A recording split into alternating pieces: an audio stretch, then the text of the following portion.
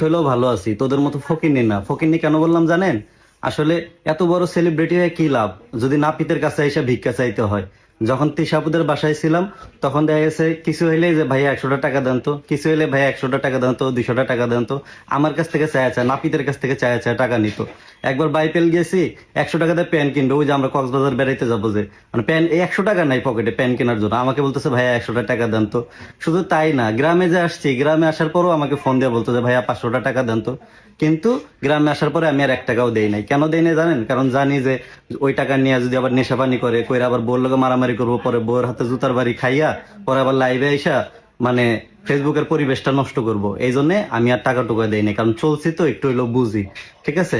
তো এত বড় সেলিব্রিটি হয়ে কি লাভ যদি নাপিতের কাছে এই সেই টাকা চাইতে হয়? মানে বুঝেন তাইলে সেলিব্রিটি কেমন সেলিব্রিটি, নাপিতের কাছ থেকে হাত পাইতে টাকা নেয়, আবার তারই নাপিত বইলা বকা দেয়। ভাই তোর মতো ফকিন্নি সেলিব্রিটি হওয়ার চাইতে নাপিত হওয়া ভালো, তাও অন্তত কারো কাছে হাত পাতা লাগবো না। ঠিক আছে? আর নাপিতের কাজ এমন একটা কাজ, এই যে ওদের কাছে ওরা এতটাই ফকিন্নি, দেখেন চুল কাটারও টাকা নেই। হ্যাঁ, ওদের চুলদারির অবস্থা দেখেন, চুল কাটারও টাকা নেই। মানে চুলটা কাটবো কই থেকে, সেই টাকাটাও নাই, এত ফকিন্নি। আচ্ছা এইটা বাদ দিলাম, ধরেন কোন এলাকায় যায় আপনি, আপনার পকেটের টাকা পয়সা সব হারায় ফালাইছেন বা চিন্তা হয়ে গেছে। ঠিক আছে, আপনি কি করবেন? মানুষের কাছে হাত পাইতে টাকা না লাগবো। আর যদি সেলুনের কাজ জানা থাকে, আপনি একটা দোকানে যদি হাফ বেলা কাজ করেন, আপনি মনে করেন আপনি খাওয়া টাওয়া এবং আপনি আপনার বাসায় ফেরার মতো টাকাটা অর্জন কামাই করে আনতে পারবেন। এই হলো নাপিত। ঠিক আছে? আর ওই যে বলে যে পেজ খেয়ে দিবে, অমুক করে দিবে, তমুক করে দিবে, আরে ভাই আমার যদি পেজ খেয়ে দেয়, আজকে আমার পেজ খেয়ে দিবে, আমি কালকে সেলুনের দোকানে কাজ করে আমি আমার 2 বউরে চালাইতে পারবো। আর তোর যদি পেজ জায়গা, তোর তো 2 দিন পর পরে পেজ জায়গা, চ্যানেল জায়গা, তোর যদি জায়গা, তুই কি করবি কত? তুই কি করবি? তুই তো পেজ থাকা অবস্থায় মানুষের কাছে ভিক্ষা করে খাস। তাহলে পেজ গেলে কি করবি এবার চিন্তা কর, বুঝছ নাই? এই হলো গিয়া নাপিত আর তোর মতো ফকিন্নি। আজ থেকে অগর নাম দিলাম, আর হলো ফকিন্নি সেলিব্রিটি। হ্যাঁ, শেষরা সেলিব্রিটি, ফকিন্নি। আপনাদের দুজনের উদ্দেশ্যে একটা কথা বলি।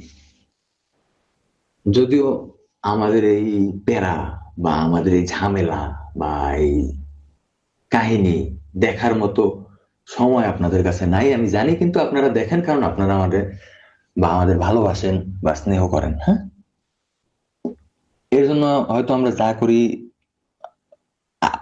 কমসে কম আমি যা করি বা কর্ম আপনাদের বা আপুরে আজ থেকে সারাটা জীবন জানায় কর্ম। হেতে আমি এই জায়গায় থাকি বা অন্য কোথাও যাই বা মৌসুমীর লগে থাকি বা আরো 10টা বিয়ে করি, যেটা ইচ্ছে এটা, বা বিয়ে না করে থাকি।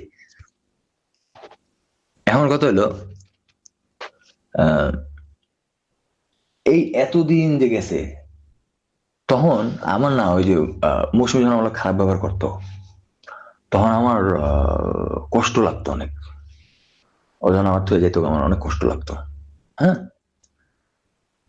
কিন্তু ওই যে ও যে আমার এই বাজে ব্যবহার করতে করতে, মানে আমি খারাপ, আমি লুচ্চা, আমার মা তো মারা গেছে, আমার মা খান কি, তারপরে আমি নেশাখোর, আমি খারাপ, আমি ওর কোনো ভালোবাসি না, হ্যান ত্যান, এটা কইতে কইতে কইতে কইতে কইতে এমন একটা অবস্থা হয়েছে, ওই খারাপ লাগাটা আর কাজ করে না। তো এইবার লাস্টবারের মতো আমার কি দায়িত্ব, যেহেতু ওর পেটে